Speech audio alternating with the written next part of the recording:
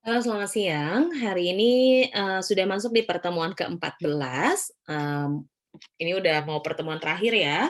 Pada materi ini kita akan bahas mengenai kelompok kepentingan. Ibu mau disclaimer dulu, ini kelompok kepentingan cukup, susah materinya. Jadi, tolong disimak baik-baik, seperti biasa jika ada yang kurang paham nanti bisa ditanyakan di kelas, oke? Kita mulai dari slide pertama dulu. Apa sih yang disebut dengan kelompok kepentingan? Kelompok kepentingan ini tuh biasanya kelompok-kelompok, yang krusial yang ada pada sebuah perusahaan atau organisasi. Nah, di sini kita akan bahas ada 5 poin yang akan dibahas. Satu, pengertiannya apa, 2, ciri kelompoknya seperti apa, 3, fungsi kelompoknya bagaimana, 4, tipe kelompoknya terdiri dari apa saja, dan yang kelima, saluran yang digunakannya seperti apa. Oke, kita mulai dari yang pertama. Wah, langsung dikasih gambar. Ini gambarnya cukup pusing, tolong disimak baik-baik ya. Jadi, ini merupakan, hal-hal yang berada dalam komunikasi kelompok, yang berada dalam kelompok kepentingan, di mana kelompok kepentingan ini bisa berupa, lingkungannya 2 arah ya, lihat kalau misalnya dilihat panahnya 2 arah, kemudian juga dia berputar sirkular. Nah, kalau berputar seperti ini tuh artinya sirkular. Ini ada lingkungan internasional, panahnya ke bawah, lingkungan internasional ke atas. Artinya ini timbal balik, bolak-balik gitu ya. Jadi, ada input, dari luar dan output keluar ya.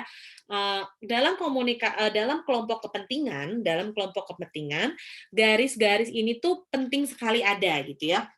Garis-garis ini tuh penting ada, kenapa? Garis-garis ini tuh ada pertama untuk sirkulasi keberlangsungan organisasi yang ada pada sebuah, tatanan struktur gitu ya, misalnya kayak tatanan pemerintah, strukturalnya organisasi dan lain sebagainya. Nah, selain sirkular, si kelompok kepentingan ini juga harus timbal balik. Contoh kalau di sini kelompok kepentingannya itu ada 3 ya. Kelompok kepentingan itu ada, bagaimana, mensosialisasikan politik, rekrutmen politik, sama komunikasi politik. Jadi ada 2 ini kelompok kepentingannya gitu ya. Nah, kelompok kepentingan itu gunanya untuk apa sih sebetulnya, Bu? Kelompok kepentingan itu gunanya adalah untuk menstabilkan kondisi yang memang semisal itu, tidak bisa dinetralisir gitu ya. Nah, kelompok kepentingan ini juga bisa jadi sesuatu hal yang negatif. Kenapa negatif? Ketika ada orang-orang yang menyalahgunakan si kepentingan itu sendiri gitu ya. Kalau misalnya ada orang-orang yang menyalahkan kepentingannya ya tentu itu pasti akan negatif, seperti itu. Next. Jadi apa yang disebut dengan kelompok kepentingan gitu ya?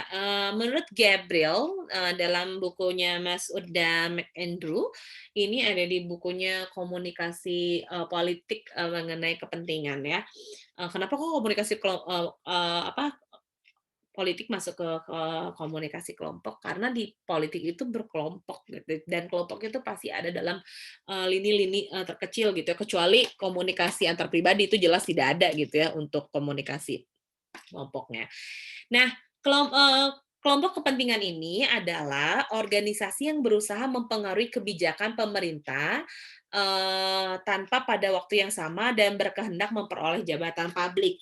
Jadi kelompok kepentingan ini tuh memang organisasi yang, badan hukumnya itu tuh apa ya,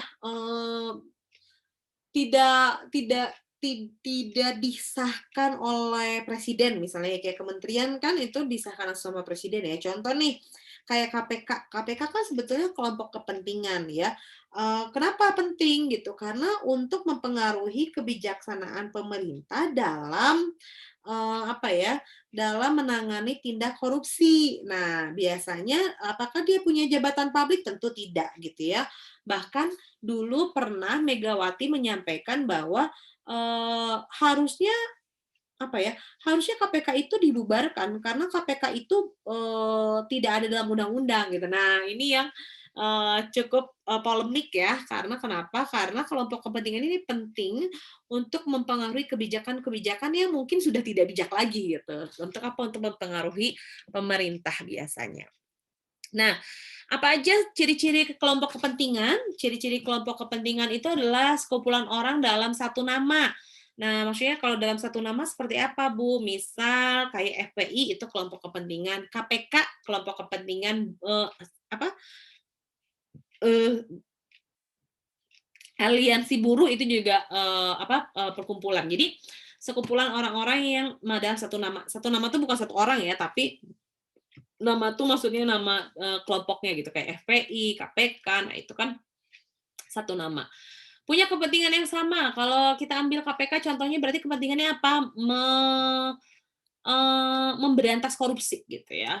3, gunanya untuk apa KPK ada? Ya untuk mempengaruhi kebijakan pemerintah gitu, supaya kalau yang korupsi-korupsi ini diberikan hukuman yang berat, jangan yang maling ayam aja yang hukum yang berat, tapi KPK yang pejabat yang jelas-jelas mengambil uang rakyat, dihukumnya biasa aja. Nah, itu mempengaruhi kebijakan pemerintah.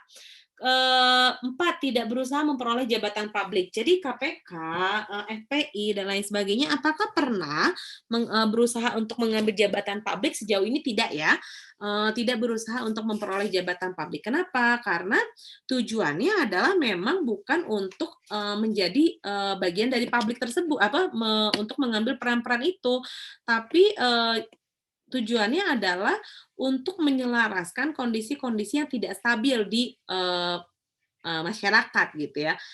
Kemudian juga biasanya tidak memiliki bentuk tunggal. Memiliki bentuk tunggal tuh nggak hanya dalam satu organisasi aja gitu, tapi dia biasanya punya divisi-divisi yang lain seperti itu. Oke, ini ciri-ciri kelompok kepentingan. Next. Ada fungsi utama. Oke, jadi apa sih fungsi utama dari si kelompok kepentingan ini? Fungsi pertama dari, kelompok kepentingan ini adalah adanya artikulasi politik. Nah, artikulasi politik ini tuh seperti apa? Terjadi proses pembuatan, kebijakan gitu ya.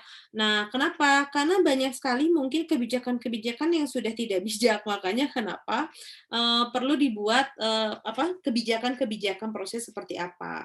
Dengan menggabungkan kepentingan-kepentingan, tuntutan masyarakat, dan dirubah menjadi alternatif-alternatif yang, bisa menjadi bijaksana buat masyarakat. Masalahnya sekarang banyak sekali justru kebijakan-kebijakan yang tidak pro masyarakat ya. Nah ini yang, makanya, ramai-ramai dikembangkan supaya, bisa membuat kebijakan-kebijakan atau kepentingan-kepentingan yang jauh lebih baik ke depan. Fungsi utama kelompok kepentingan itu seperti itu. Nah, apa saja yang menjadi jenis-jenis kelompok kepentingan? Gabriel dan Ammon mengatakan menjadi 4 bagian. Satu, ada yang disebut dengan kelompok anomik, ya. Kelompok anomik ini adalah kelompok yang melakukan kegiatannya secara spontan dan hanya berlaku seketika aja. Jadi kalau misalnya ada demo, itu ya cuma hari itu aja, nggak demo tiap hari gitu ya. Yang mogok yang nggak satu hari juga. Sama lah kayak kemarin tuh demo ojol ya, ojek online. Kenapa demo? Karena bonusnya itu cuma 1.000 gitu ya per berapa kilometer. Nah itu bisa juga disebut dengan kelompok anomik karena dia berkumpul secara spontan dan seketika saat itu saja biasanya. Kemudian ada kelompok kepentingan non-asosional. Nah, kelompok kepentingan asosional ini seperti apa? Ini adalah mirip seperti kelompok anomik, namun wujudnya ini berdasarkan turunan-turunan keluarga lah biasanya seperti itu ya, atau status kelas yang menyatakan kepentingan. Jadi kalau kelompok kepentingan non-asosional itu tuh misalnya kayak marga. Kan ada tuh kumpulan-kumpulannya, kayak kalau di Batak tuh marga sama apa ya, Pariban ya mungkin ya, Ibu kurang tahu sih, takutnya Ibu salah ya. Tapi marga itu termasuk adalah suku-suku etnis yang sering berkumpul, kemudian status kelas. Misalnya nih kayak kemarin-kemarin tuh ada lagi rame banget geng-gengan gitu ya, artis punya geng-gengannya, dimulai dari Girl Squad yang punyanya gengnya Ramadhani. Terus sifatnya juga dia tidak formal, cuman arisan, ngobrol-ngobrol. Nah, itu disebut dengan kelompok kepentingan non-asosional. Karena kenapa? Dengan mereka berkumpul dengan kelas sosial yang sama, maka dianggap mereka punya nilai lebih atau punya kepentingan yang sama, yaitu pengen punya nilai lebih, seperti itu. Nah, terus ada yang disebut dengan kelompok kepentingan institusional. Nah, kelompok kepentingan institusional ini adalah kelompok yang memang sudah punya struktur, visi misi, tugas, serta kepentingan itu seperti apa. Ini kayak di tempat Ibu lagi azan ya. Jadi apa aja nih? Jadi kalau kelompok kepentingan institusional itu tuh misalnya kayak parpol, legislatif, militer, kemudian organisasi, yayasan, perusahaan. Nah, itu masuk ke dalam kelompok kepentingan institusional. Karena kenapa? Dia jelas ada struktur organisasinya, jelas visi misinya apa, jelas tugasnya ngapain dan harus apa. Nah, itu disebut dengan kelompok kepentingan institusional gitu ya. Nah, kemudian ada yang disebut dengan kelompok asosional. Nah, apa nih yang disebut dengan kelompok asosional? Kelompok asosional ini adalah kelompok yang terbentuk dari masyarakat dengan fungsi untuk mengartikulasikan kepentingan anggota kepada pemerintah atau perusahaan modal. Nah, kelompok asosional ini biasanya terbentuk berdasarkan apa ya? Kondisi-kondisi yang memang mereka butuhkan. Contoh kayak serikat buruh gitu ya, atau misalnya perkumpulan para pengusaha HIPMI gitu, Himpunan Pengusaha Muda Indonesia gitu ya. Ada ormas keagamaan kayak FPI gitu ya, apalagi banyak lah ya yang PKS dan lain sebagainya.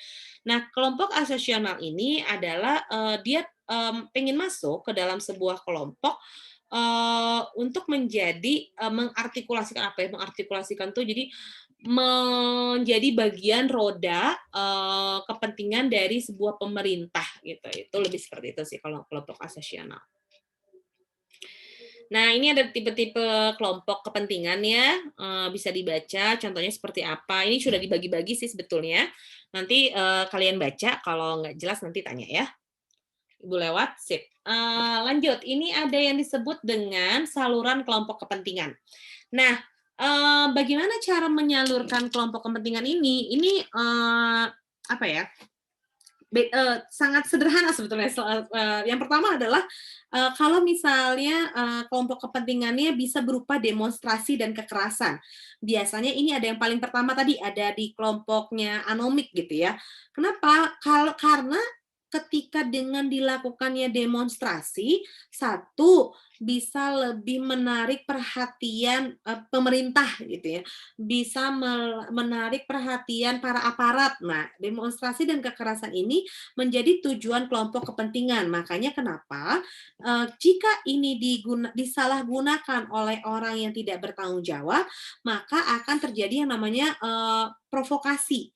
Nah, provokasi inilah yang dapat menimbulkan apa ya, kontroversi, yang dapat menimbulkan kambing hitam sehingga masalah itu bukannya makin ringan, tapi makin ruwet gitu ya, karena adanya provokasi di dalamnya. Nah, atau biasa orang yang menyebabkan provokasi itu disebut dengan provokator ya. Nah, kemudian kalau yang kedua salurannya adalah hubungan pribadi. Hubungan pribadi ini bisa satu angkatan, satu alma mater, satu daerah, dan lain sebagainya. Mungkin kalau kalian nanti suatu saat melamar kerja, pasti suka ditanya, khusus untuk mahasiswa Unpad dan ITB, mahasiswa Unikum nggak ada gitu ya.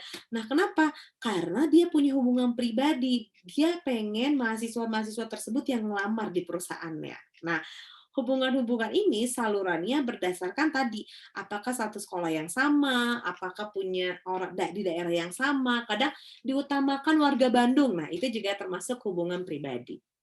Nah, yang ketiga ada perwakilan langsung. Nah, perwakilan langsung ini dalam badan legislatif disebut birokrasi gitu ya. Perwakilan langsung ini seperti apa kalau misalnya di pemerintah? Ya, bisa jadi anggota dewan yang mewakili kita, kemudian bupati, gubernur, nah itu merupakan salah satu perwakilan langsung kita, gitu ya. Itu merupakan salah satu saluran kita yang berkepentingan disampaikan oleh orang-orang tersebut. Nah, kemudian ada yang disebut dengan saluran formal dan institusional. Nah, kalau saluran formal dan institusional itu bisa pakai media massa sebetulnya. Media massanya macam-macam, kalau misalnya institusional atau perusahaan, kalau misalnya dia punya kepentingan tertentu atau dia lagi campaign atau lagi kampanye, ya dia akan pakai TV, misal kayak Gerindra, kemudian Perindo, apalagi tuh, partai-partai yang dia merasa punya, apa ya, punya media, dia akan menggunakan media itu untuk menyalurkan kepentingannya gitu ya. Ada juga kepentingannya, apa, jadi partai politik. Coba, bayangkan, seorang Haritanu Sudibyo, konglomerat, orang paling kaya, kenapa dia mau terjun ke partai politik? Pasti kan ada kepentingan di dalamnya gitu ya. Karena kalau misalnya dia sudah masuk ke dalam kementerian, dia sudah masuk ke dalam pemerintahan, dia bisa menguasai pasar media. Ketika dia sudah bisa menguasai pasar media, maka yang diuntungkan apa? Perusahaannya. Itu yang disebut dengan kepentingan.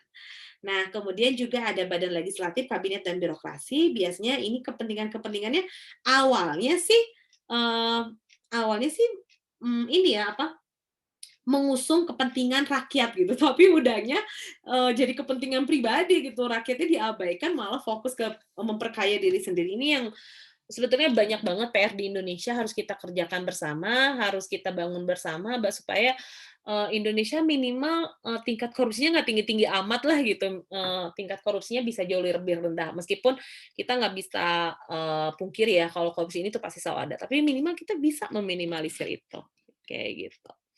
Oke, ini materinya sedikit banget, nggak banyak, jadi tolong disimak baik-baik, kemudian dengarkan lagi karena materinya cukup agak sulit kalau yang pertemuan ini ya. Terima kasih.